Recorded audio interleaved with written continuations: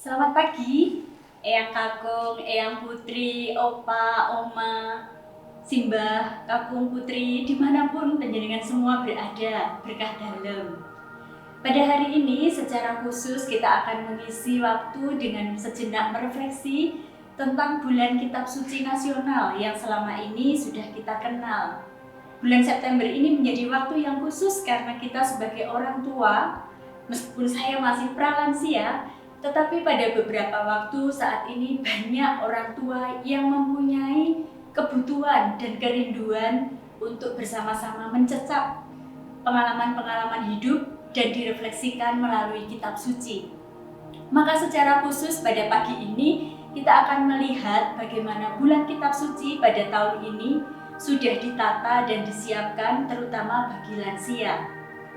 Simbah Kakung, Simbah Putri, Opa, Oma, Eyang Uti, pada waktu ini diberikan tema menjadi orang tua yang bahagia di era pandemi. Mungkin kata-kata ini menjadi sangat tinggi dan tidak mudah kita jalani, karena menjadi orang tua bahagia itu sangat tidak mudah di masa ini. Tetapi kalau kita lihat tema bulan kitab suci tahun ini sangat bagus. Yesus sahabat perjalanan kita. Dan kalau kita melihat logo yang ada di dalam buku panduan yang disediakan oleh Lembaga Biblika Indonesia, di situ ada lingkaran-lingkaran yang merujuk pada pengalaman-pengalaman hidup di mana Yesus itu hadir sebagai sahabat dalam perjalanan hidup setiap orang pada saat mereka sedang menderita, pada saat mereka sedang kehilangan, pada saat mereka sedang putus asa, dan pada saat mereka dipanggil untuk bertobat. Ada 4 aspek ini yang memang secara khusus dibuka, dipelajari, dan dipertajam dalam bulan kitab suci ini. Nah, secara khusus saya mengajak kita semua, para lansia, untuk mengingat kembali bahwa pengalaman hidup kita tidak jauh dari pengalaman-pengalaman Yesus itu. Pada poin pertama misalnya kita ingat bahwa Yesus sahabat pada saat kita ini putus asa. Seberapapun usia kita sebagai lansia, pasti pernah menjalani masa-masa tidak menyenangkan. Rasa gagal, rasa putus asa, gagal sebagai orang tua, gagal sebagai pendidik, gagal sebagai kepala keluarga ataupun ibu rumah tangga. Kadang-kadang keputusasaan itu membuat kita kehabisan energi, membuat kita hampa, kosong, dan lalu kita tidak tahu harus berbuat apa.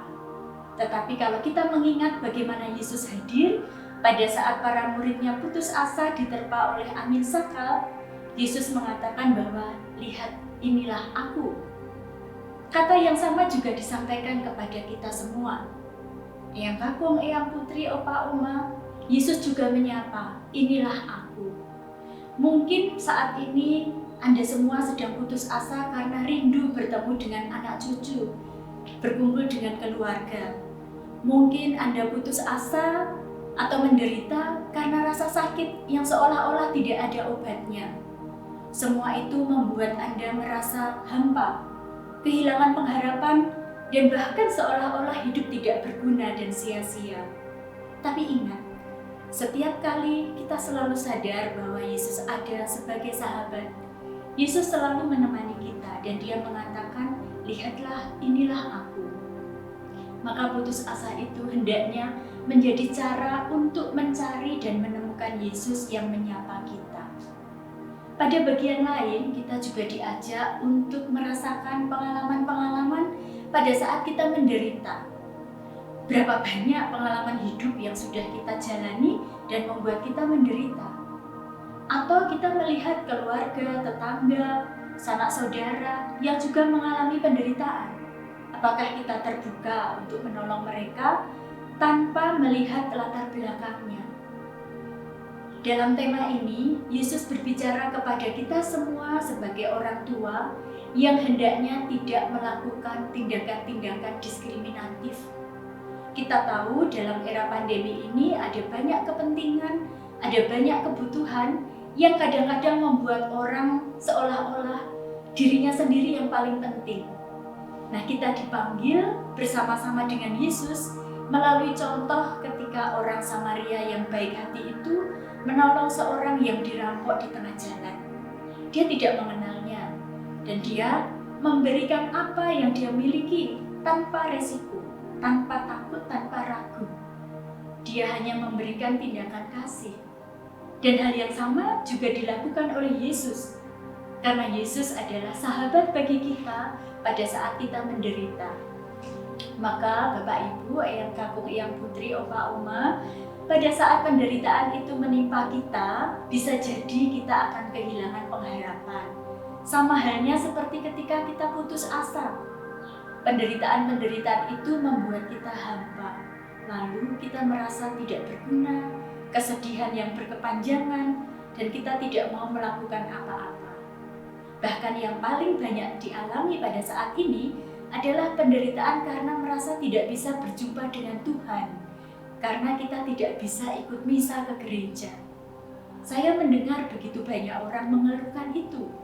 Orang tua saya yang sakit misalnya selalu bertanya kapan bisa menerima komuni, kapan bisa datang ke gereja, dan ini tidak akan terjadi pada masa pandemi.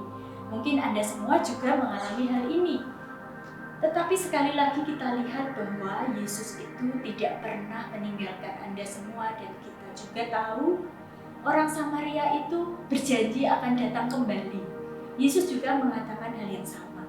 Aku juga akan datang, lihatlah aku, inilah aku.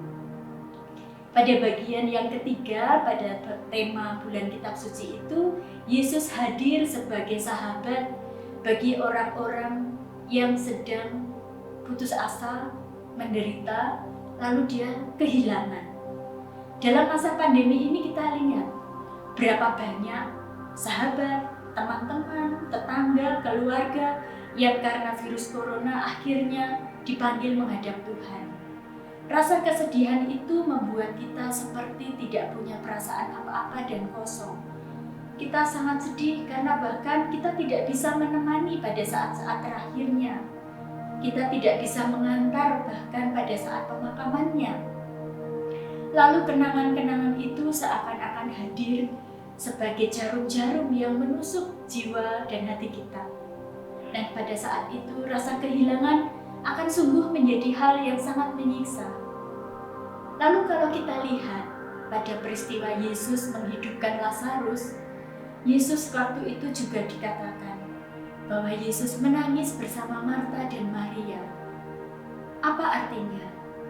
Itu berarti bahwa Yesus juga tidak pernah meninggalkan kita pada saat peristiwa-peristiwa sedih karena kehilangan keluarga, kehilangan tetangga, sahabat, dan siapa saja yang kita cintai. Yesus selalu ada bersama dengan kita. Maka jangan khawatir, dalam setiap kesedihan selalu ada pengharapan. Karena Yesus menjanjikan Lazarus pun akan hidup dan dibangkitkan. Marta dan Maria juga mengatakan, memang dia akan hidup pada akhir zaman. Itu benar. Tetapi pada saat itu Yesus membuktikan bahwa dia adalah kehidupan. Dan bagi kita, Yesus juga adalah kehidupan. Nah, di antara semua peristiwa itu, sebenarnya kita diundang untuk sampai pada tema yang keempat, di mana kita diajak untuk kembali kepada Yesus, apapun peristiwa yang kita alami.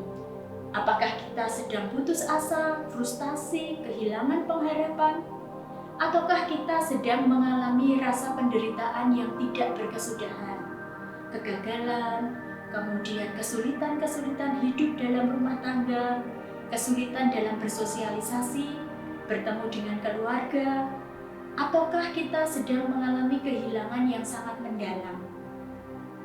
Jika kita mengingat semua itu, lalu kita menjauh dari Tuhan, maka Tuhan akan menghajar kita, karena kita dicintai oleh-Nya. Tuhan mengatakan dalam kitab suci di Wahyu bahwa Tuhan menghajar orang-orang yang dicintai dan mendidik.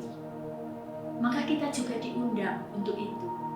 Kita dipanggil untuk melihat setiap peristiwa sebagai undangan untuk bertobat, untuk kembali kepada Tuhan kembali. Dan kembali itu berarti kita menemukan kasih sayang-Nya. Saya sengaja memakai kalung ini. Ini bukan tanpa sengaja.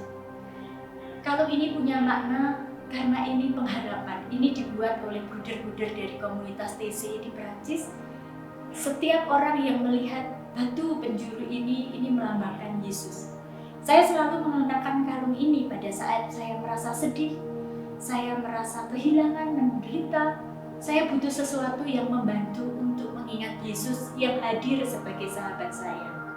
Nah, Eyang Kakung, Eyang Putri, Opa, Oma, pasti Anda semua juga memiliki sesuatu yang membuat selalu ingat. Entah itu rosario, entah itu salib, entah itu patung. Semua itu membuat kita ingat dan ditegur dan diingatkan kembali untuk bertobat dan kembali ke dalam rangkuman Tuhan Yesus Kristus sendiri sebagai sahabat perjalanan. Nah, kalau kita semua kemudian sadar tentang hal ini, maka sebagai orang tua kita akan menunjukkan kebahagiaan bersama dengan keluarga, anak dan cucu, dengan bekal pengalaman-pengalaman hidup yang sudah dimiliki dan digenggam, maka kita sebagai lansia akan mampu menjadi petunjuk, akan mampu menjadi contoh teladan bagaimana menghadirkan sukacita dalam keluarga meskipun ada penderitaan, ada putus asa, ada kehilangan. Tetapi satu hal yang kita pegang, Yesus selalu ada bersama kita. Demikian, terima kasih, berkah dalam.